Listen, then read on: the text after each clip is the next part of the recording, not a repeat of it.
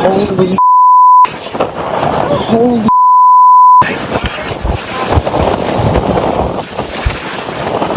holy oh my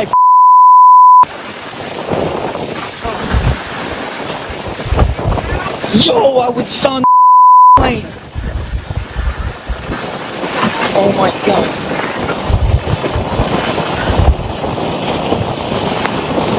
Yo, I was just on the plane. Holy just landed. Our plane crashed. It's upside down. A plane crash at Pearson Airport in Toronto this afternoon, shutting the airport down for hours. A Delta plane from Minneapolis landing in Toronto. It is upside down on one of the runways.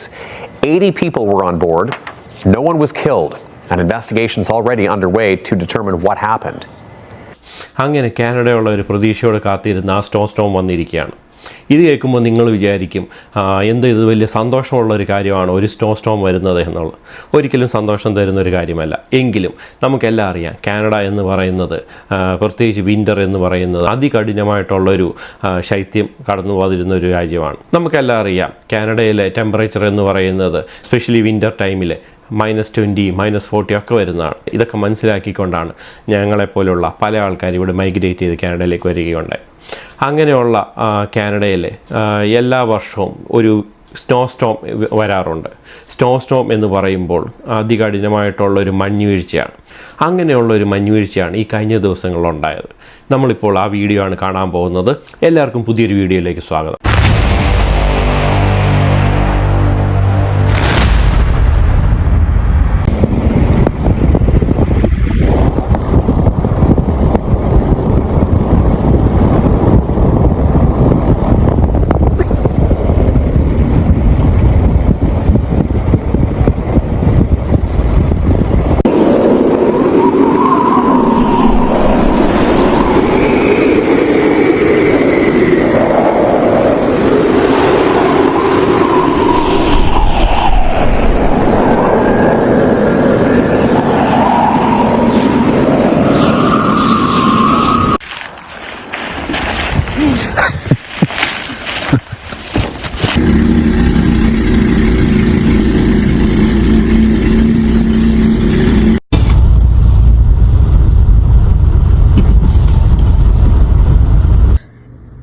Di tayo tiyog at aranin ka rito, no?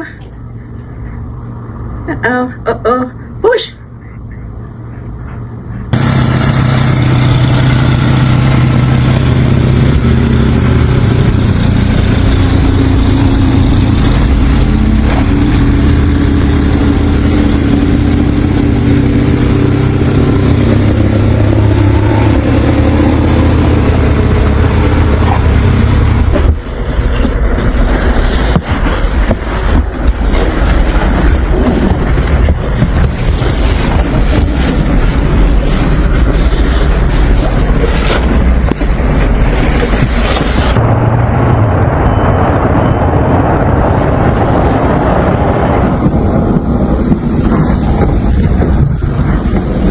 A powerful winter storm intensified across Ontario and Quebec on Sunday, bringing heavy snowfall to the provinces just days after the last major system swept through.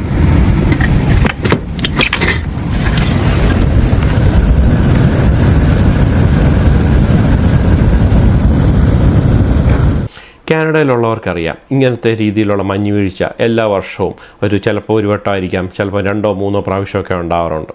ഇതിനൊരു preparation എല്ലാവരും ചെയ്യാറുണ്ട്. അങ്ങനെ ഒരു preparation ചെയ്തൊരു video ഞാൻ already ചെയ്തിട്ടുണ്ടായിരുന്നു. ആ video കാണാത്തവർ ഈ വീഡിയോയുടെ അവസാനം ഞാൻ എൻ്റെ ലിങ്ക് കൊടുക്കുക, ആ വീഡിയോ എന്തായാലും കാണുക. അന്ന് തന്നെ ആ വീഡിയോ കണ്ടപ്പോൾ എന്നോട് പലരും ചോദിച്ചായിരുന്നു, ഇത്രയധികം മുന്നൊരുക്കങ്ങൾ ഒരു കാനഡയിൽ ഒരു വിൻ്റർ വരുന്നതിൻ്റെ ഭാഗമായിട്ട് ചെയ്യേണ്ട ആവശ്യമുണ്ടോ എന്നുള്ളത്.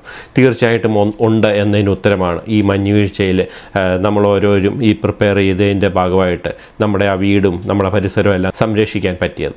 അങ്ങനെ നമ്മുടെ ഭാഗത്തു നിന്നുള്ള കുറച്ച് പ്രിപ്പറേഷൻസ് ചെയ്യുന്നത് കൂടാതെ തന്നെ ഗവൺമെൻറ്റിൻ്റെ ഭാഗത്തു നിന്നും കുറച്ച് കാര്യങ്ങൾ അവരും ചെയ്യാറുണ്ട് ഈ വിൻ്ററിനെ അല്ലെങ്കിൽ ഇങ്ങനത്തെ വിൻ്റർ സ്റ്റോമിനെയൊക്കെ തരണം ചെയ്യാനായിട്ട്. ആ കാര്യങ്ങളാണ് നമ്മൾ ഓരോന്നായിട്ട് പറയാൻ പോകുന്നത്. ഒന്നാമത്തെ കാര്യം എന്ന് പറയുന്നത് 24 മണിക്കൂർ മുമ്പ് ജനങ്ങളെയെല്ലാം ഇങ്ങനെ ഒരു വിൻഡർ സ്റ്റോം വരാൻ പോകുന്നു എന്നുള്ളൊരു അറിയിപ്പ് കൊടുക്കുക എന്നുള്ളതാണ്.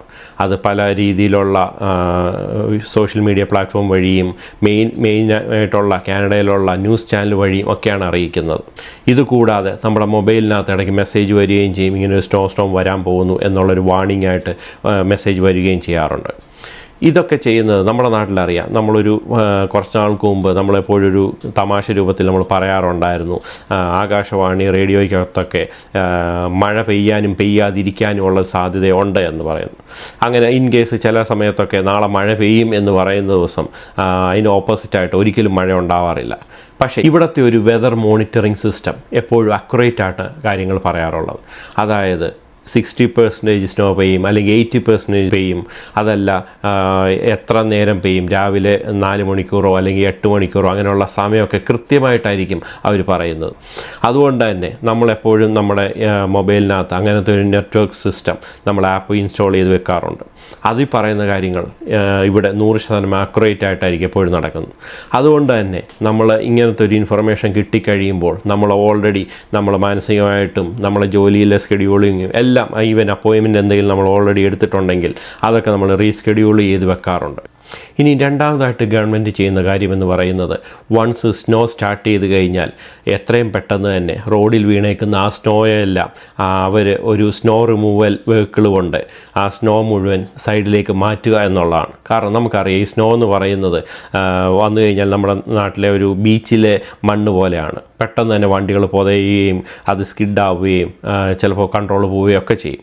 ഇത് ഒഴിവാക്കാൻ വേണ്ടി സ്നോ പെയ്ത് കഴിഞ്ഞാൽ ആദ്യം തന്നെ ചെയ്യുന്ന അങ്ങനത്തെ വെഹിക്കിൾസ് വന്നിട്ട് റോഡിൽ വീണേക്കുന്ന മേജറായിട്ടുള്ള എല്ലാ റോഡിൽ വീണേക്കുന്ന സ്നോയും അവർ ഏതെങ്കിലും സൈഡിലേക്ക് റിമൂവ് ചെയ്യുക എന്നുള്ളതാണ്. അങ്ങനെ ആ വെഹിക്കിൾ ഉപയോഗിച്ചിട്ട് സ്നോ എല്ലാം റിമൂവ് ചെയ്താൽ പോലും ചില സ്ഥലത്തൊക്കെ ചെറിയ രീതിയിലുള്ള സ്നോകൾ ബാക്കി അവിടെ ഇരിക്കും. ഈ സമയത്ത് വിൻ്റർ സമയത്ത് ഇവിടുത്തെ കാനഡയിലെ ടെമ്പറേച്ചർ എപ്പോഴും മൈനസിൽ ആയതുകൊണ്ട് അല്ലെങ്കിൽ 0ൽ താഴെ ആയതുകൊണ്ട് തന്നെ അങ്ങനെ കിടക്കുന്ന ആ സ്നോ പെട്ടെന്ന് തന്നെ ഐസ് ആവുകയും ചെയ്യും. അങ്ങനെ ഐസ് അവിടെ ഉണ്ടായിക്കഴിഞ്ഞാൽ വണ്ടികൾ ഏതെങ്കിലും ആ ഐസിൻ്റെ മുകളിൽ കൂടെ എത്തിക്കഴിഞ്ഞാൽ തെന്നി സ്കിഡായി പോകാനുള്ള സാധ്യതയുണ്ട്. ഇത് ഒഴിവാക്കാൻ വേണ്ടി രണ്ടാമത് തന്നെ അവർ ചെയ്യുന്നത് ആ റോഡിലെല്ലാം ഉപ്പ് വിതറുക എന്നുള്ളതാണ്. അങ്ങനെയുള്ള ഉപ്പുകളെല്ലാം റോഡിൽ വിതറുന്ന മൂലം അവിടെ ഉണ്ടാകുന്ന ഐസുകളെല്ലാം പെട്ടെന്ന് തന്നെ മെൽറ്റായി വെള്ളമായിട്ട് മാറുകയാണ് ചെയ്യുന്നത്. ഈ ഉപ്പ് എന്ന് പറയുന്നത് സോഡിയം ക്ലോറൈഡ് ആവാം, കാൽസ്യം ക്ലോറൈഡ് ആവാം, മഗ്നീഷ്യം ക്ലോറൈഡ് ആവാം, അല്ലെങ്കിൽ പൊട്ടാസ്യം ക്ലോറൈഡും ആവാം. അപ്പം ഇത് ഓരോ ആവശ്യാനുസരണവും ടെമ്പറേച്ചർ അനുസരണവും ഒക്കെ ആയിരിക്കും ഇത് ഏതിലാണ് ഉപയോഗിക്കുന്നത് എന്നതിൽ. പക്ഷേ എന്താണെങ്കിലും ഏത് ഉപ്പ് ഉപയോഗിച്ചാലും അത് പെട്ടെന്ന് തന്നെ അവിടുത്തെ ഐസുകൾ മുഴുവൻ മെൽറ്റാവുകയും ആ റോഡ് പെട്ടെന്ന് തന്നെ ക്ലിയർ ആവുകയും ചെയ്യും. നമ്മുടെ നാട്ടിൽ കാശ്മീർ പോലത്തെ സ്ഥലത്ത് ഇതുപോലത്തെ സ്നോ ഒക്കെ വീഴാറുണ്ട്. പക്ഷേ നമ്മുടെ നാട്ടിൽ ചെയ്യുന്നത് ആ റോഡ് അങ്ങ് ക്ലോസ് ചെയ്തിട്ട് പിന്നെ ആ സ്നോ എല്ലാം മെൽറ്റ് ചെയ്ത് കഴിയുന്നിടം വരെ ഒരു വണ്ടി അങ്ങോട്ട് കടത്തി വിടുകയോ ചെയ്യത്തില്ല എന്നുള്ളതാണ്. പക്ഷേ ഇതിന് വിപരീതമായി നമ്മളെല്ലാം കൊടുക്കുന്ന ടാക്സ് ഇങ്ങനത്തെ രീതിയിലുള്ള റോഡെല്ലാം ക്ലിയർ ചെയ്യാനൊക്കെയാണ് ഉപയോഗിക്കുന്നത്. ഇനി മൂന്നാമതായിട്ട് കാനഡ ഗവൺമെൻറ് ചെയ്യുന്നത് എന്ന് പറയുന്നത് ഒരു വാർമിംഗ് സെൻറ്റർ ഓപ്പൺ ചെയ്യുക എന്നുള്ളതാണ്.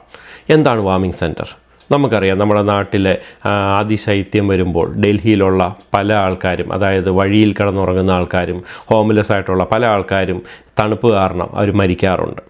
അതേപോലെ കാനഡയിൽ ഉണ്ടാകാതിരിക്കാൻ വേണ്ടി ഇവിടെ നിങ്ങൾക്ക് എല്ലാവർക്കും അറിയാം ഇല്ലീഗലായിട്ട് ക്രോസ് ചെയ്ത് കാനഡയിൽ എത്തിയവരും പ്രോപ്പർ ഡോക്യുമെൻറ്റ്സ് ഇല്ലാത്തവരുമായിട്ടുള്ള പല ആൾക്കാരുമുണ്ട്. അവരൊക്കെ ഹോംലെസ് ആയിട്ട് കഴിയുന്ന ആൾക്കാരായിരിക്കും. അങ്ങനെയുള്ള ആൾക്കാർ ഒരു ടെൻറ്റുകളായിട്ടും ഒക്കെ ആയിരിക്കും അവർ ജീവിക്കുന്നത്. അങ്ങനെയുള്ള ആൾക്കാർക്കൊന്നും ജീവനോ അല്ലെങ്കിൽ അങ്ങനത്തെ അസുഖങ്ങളോ ഒന്നും ഉണ്ടാതിരിക്കാൻ വേണ്ടി അവർക്കെല്ലാം പ്രോപ്പറായിട്ടൊരു വാർമിംഗ് സെൻറ്റർ ഗവൺമെൻറ്റിൻ്റെ രീതിയിൽ തുറക്കാറുണ്ട്. അങ്ങനെ ഈ സ്നോ സ്റ്റോമൊക്കെ വരുമ്പോൾ അതിന് മുമ്പായിട്ട് തന്നെ അവരെല്ലാം വാർമിംഗ് സെൻറ്ററിലേക്ക് കൊണ്ടുവയ്ക്കുകയും അവിടെ ആ സ്നോ സ്റ്റോം കഴിയുന്ന ആ സ്നോ എല്ലാം മെൽറ്റായി വീണ്ടും വെളിയിലേക്ക് ഇറങ്ങാൻ പറ്റുന്ന അത്രയും നാൾ അവർക്ക് ഗവൺമെൻറ് അഭയം കൊടുക്കുകയാണ് ചെയ്യുന്നത്. കുറച്ച് നാളുകൾക്ക് മുമ്പ് പൊളിറ്റീഷ്യന്മാരൊക്കെ പങ്കെടുത്ത കേരളത്തിലെ ഒരു പൊതുപരിപാടി നടത്തുകയുണ്ടായി. അങ്ങനെ നടന്ന ആ പരിപാടിയിൽ ഒരു MLA ആയിട്ടുണ്ടായിരുന്ന ഒരു വ്യക്തി വന്ന് പ്രസംഗിക്കുകയുണ്ടായി, നമ്മുടെ നാട്ടിലൊക്കെ മഴ പെയ്യുന്നത് കാരണമാണ് ഈ റോഡിലൊക്കെ കുഴികളൊക്കെ ഉണ്ടാകുന്നതെന്ന്. അതിന് മറുപടിയായി അന്ന് ആ വേദിയിൽ ജയസൂര്യ ഇരിപ്പുണ്ടായിരുന്നു. അദ്ദേഹം അതിന് മറുപടിയായിട്ട് പറഞ്ഞു, അങ്ങനെയാണെങ്കിൽ ചിറാപൂഞ്ചിയിലൊന്നും റോഡുകൾ ഉണ്ടാവത്തേ ഇല്ല എന്നുള്ളത്. നമ്മളിപ്പം നേരത്തെ കണ്ടിട്ടുള്ള വീഡിയോയിൽ നമ്മൾ കണ്ടായിരുന്നു, ഈ സ്നോ പെയ്ത് കഴിയുമ്പോൾ ഒരു വലിയ ഒരു മെഷീനറി ഉപയോഗിച്ചിട്ടാണ് ആ റോഡിലുള്ള മഞ്ഞുകൾ മുഴുവൻ നീക്കം ചെയ്യുന്നത്. അതുമാത്രമല്ല അതിന് ശേഷം ഉപ്പുകളെല്ലാം റോഡിൽ വിതറുകയൊക്കെ ചെയ്യും. എന്നിരുന്നാൽ പോലും ആ റോഡിലൊന്നും ഒരു ഇഞ്ച് കുഴി പോലും ഉണ്ടാവാറില്ല. ഇതൊക്കെയാണ് നമ്മൾ ടാക്സ് കൊടുക്കുന്നതിന് തിരിച്ച് പ്രതിഫലമായിട്ട് ഗവൺമെൻറ് ഭാഗത്തുനിന്ന് ചെയ്യുന്നത്. The morning commute, a real slog. Some needing a helping hand. This one caught on live TV. So people are trudging through it to get across the Oh, somebody just fell. Oh no. The storm touched down in southwestern Ontario Wednesday evening. 5 centimeters of snow fell in Toronto. More than 30 in Ottawa. Up to 45 in areas close to Montreal. And snow is still falling in much of Atlantic Canada. Some trying to use it to their advantage. I thought this might be a bit faster than walking, but I don't know if it's going to be. It's more fun though. Others just trying to survive it. I think I'll be staying inside once I've got my Starbucks. I think I'll be hunkering down. We're Canadians. Have to keep going.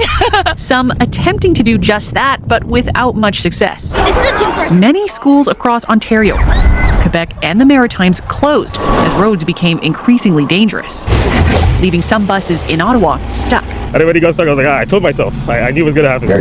Hundreds of flights across the country delayed or cancelled. Passengers as far as Washington, Florida, and Cuba stranded. City crews now facing a mountain of cleanup. We're full deployed with 1,000 workers, 1,000 trucks on the road. But officials say finishing the job will take time. We will need to continue to be plowing throughout the day and into Friday. അപ്പോൾ ഇതുപോലത്തെ informative video ആയിട്ട് ഞാൻ വീണ്ടും വരുന്നതായിരിക്കും. Video കണ്ട് എല്ലാവർക്കും നന്ദി. It's me AJ signing off. By.